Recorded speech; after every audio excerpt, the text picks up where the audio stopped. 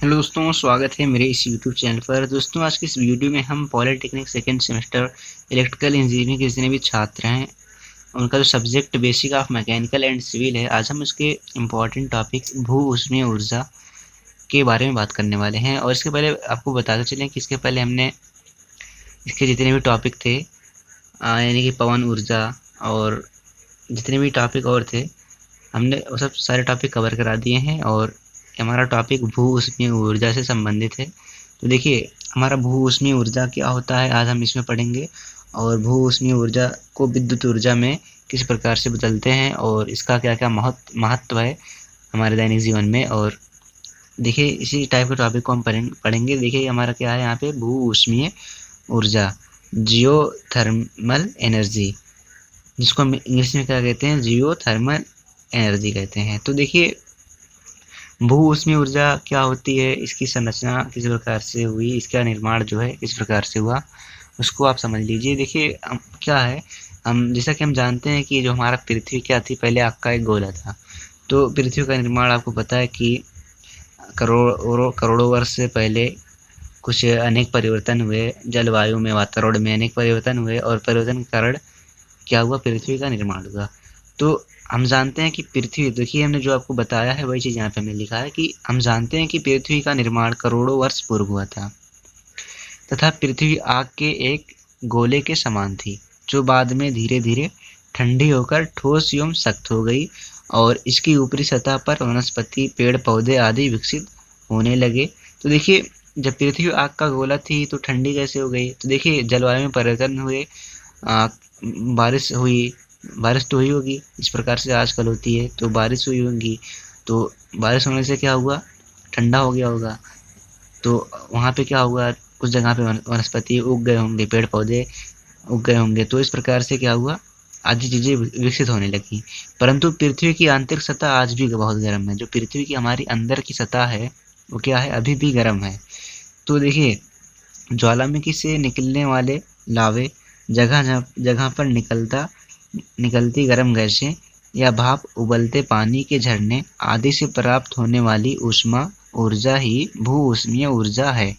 तो भू ऊष्मीय ऊर्जा आपको पता चली, जो ज्वालामुखी से हमारे लावा निकलते हैं, या फिर जगह जगह पर क्या है, गर्म गैसें या फिर भाप निकलती हैं, या फिर उबलते हुए पानी के झरने हैं, यदि हम इनका उपयोग करें तो हमारा क्या हमें मिलेगी, हमें ऊष्मा ऊर्जा क्या होगी, हमें भू ऊष्मीय ऊर्जा हम इनको कह सकते हैं। यानी कि इनसे जो हमें ऊष्मा ऊर्जा मिलेगी वही क्या कहलाएगी, वही हमारी भू ऊष्मीय ऊर्जा कहलाएगी, जिसका उपयोग विद्युत ऊर्जा प्राप्त करने व अन्य उपयोगी कार्यों में करते हैं। तो आशा करते हैं भू ऊष्मीय ऊर्जा क्या होती है आप समझ पाए होंगे। और देखिए, भू ऊष्मीय ऊर्जा से विद्युत ऊर्जा किस प्रकार से हम प्राप्त करते हैं वो आपको दिखाते हैं। देखिए, भू ऊष्मीय ऊर्जा प्राप्त करने की विधि, या फिर भू ऊष्मीय ऊर्जा से विद्युत ऊर्जा प्राप्त करने की विधि।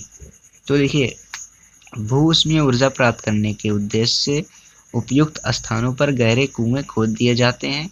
इन कुओं से प्राप्त गर्म जल को बॉयलर में भेजकर भाप में बदल दिया जाता है। यह प्राप्त गर्म गैसें अथवा भाप को सीधे टरबाइन में भेजकर यांत्रिक ऊर्जा प्राप्त की जाती है, और इस यांत्रिक ऊर्जा को विद्युत जनरेटर द्वारा विद्युत ऊर्जा में बदल दिया जाता है। तो थ्योरी आपको समझ में आ नहीं रही होगी, बाकी ये थ्योरी हमने कहीं और से नहीं लिखा है, इसी चित्र के माध्यम से लिखा है। देखिए चित्र में क्या है कि यहाँ पे क्या है कि एक कुआं यहाँ पे दिखा दे रहे हैं आपको। देखिए, यहाँ पे एक कुआं है। तो देखिए, जिस जगह पे हम भू ऊष्मीय ऊर्जा प्राप्त करेंगे, यानी कि भू ऊष्मीय ऊर्जा को विद्युत ऊर्जा में कन्वर्ट करेंगे, तो ऐसे तो हम कर नहीं देंगे। पहले आप सर्वेक्षण करेंगे कि किस जगह पे भू ऊष्मीय ऊर्जा यानी कि ऊष्मा ऊर्जा कहाँ पे हमें मिल पा रही है, उस जगह को पहले आप चुनेंगे। और उस जगह पे क्या करेंगे, जैसे मान लीजिए पानी, मान लीजिए गर्म पानी है, या फिर भाप है, या फिर गैसें हैं, तो किसी जगह पे है, मान लीजिए किसी स्थान पर, तो आप वहाँ पे क्या करेंगे, कुआं खोदेंगे, क्योंकि वो क्या है, पृथ्वी के अंदर है। तो बगैर कुआं खोदे या फिर इस टाइप के कुछ, या फिर इस टाइप से कुछ चीज़ करना ही पड़ेगा। तो क्या करेंगे, आप कुआं खोदेंगे, और कुएं से क्या करेंगे, आप एक इस प्रकार से पाइप डालेंगे, और क्या करेंगे, पाइप के माध्यम से क्या करेंगे, आप जो भी हमारी गर्म गैसें होंगी या फिर गर्म पानी होगा उसको क्या करेंगे, आप पाइप के माध्यम से ऊपर लेके आएंगे। और यहाँ पे क्या या तो आप बॉयलर लगा दीजिए या फिर क्या कर दीजिए, टरबाइन लगा दीजिए।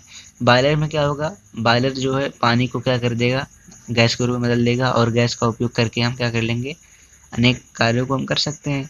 और देखिए यहाँ पे हमने क्या दिखाया, विद्युत ऊर्जा को किस प्रकार से उत्पन्न करते हैं, हमने वो चीज़ आपको यहाँ पे दिखाया है। देखिए किस प्रकार से करेंगे। यहाँ पे क्या करेंगे, सर्वप्रथम क्या करेंगे, भू ऊष्मीय ऊर्जा प्राप्त करने के लिए उपयुक्त स्थानों पर एक क्या करेंगे, गहरा कुआं खोद देंगे। फिर इसके बाद क्या करेंगे, इन कुओं से प्राप्त गर्म जल को, अब कुआं खोदेंगे तो इसमें गर्म जल प्राप्त ही होगा। अब क्या करेंगे, इस गर्म जल को बॉयलर या टरबाइन में, तो इस गर्म जल को हम क्या करेंगे, बॉयलर या टरबाइन में भेजेंगे। और जब टरबाइन चलेगा हमारा, तो इससे क्या निकलेगी, एक यांत्रिक ऊर्जा निकलेगी एक प्रकार की। अब इस यांत्रिक ऊर्जा का हम यहाँ पे विद्युत जनरेटर लगाए हुए होते हैं, यानी कि इस यांत्रिक ऊर्जा को विद्युत जनरेटर में भेज देते हैं।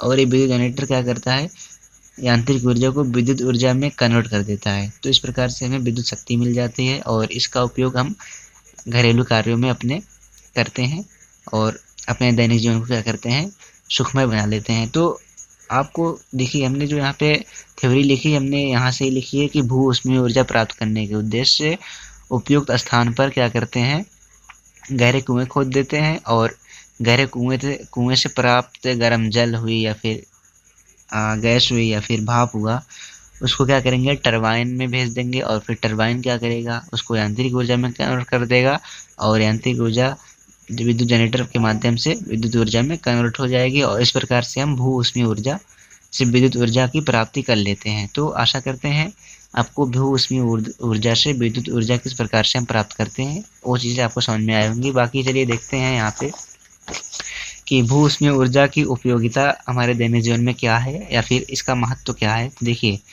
हमारे देश के हिमाचल प्रदेश, कश्मीर, लद्दाख, महाराष्ट्र में भू ऊष्मीय ऊर्जा प्राप्त होने की अत्यधिक संभावनाएं हैं।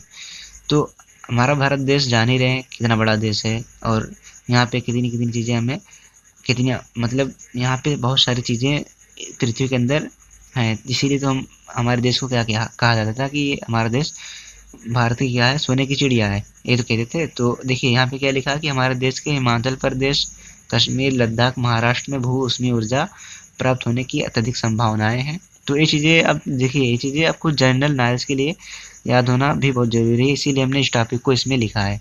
बाकी देखिए, विश्व के अनेक विकसित व विकासशील देशों इस ऊर्जा का प्रयोग किया जा रहा है। विश्व के अनेक जो विकसित और विकासशील देश हैं वो इस ऊर्जा का प्रयोग कर रहा है। और आगे देखिए क्या लिखा है, तीसरा टॉपिक क्या है कि इस स्रोत से ऊर्जा प्राप्त करने से वायुमंडल नहीं दूषित होता है। इसका एक महत्व क्या है कि इस स्रोत से यदि हम ऊर्जा प्राप्त करते हैं तो हमारा जो वायुमंडल, जो हमारा पर्यावरण है वो दूषित नहीं होता है।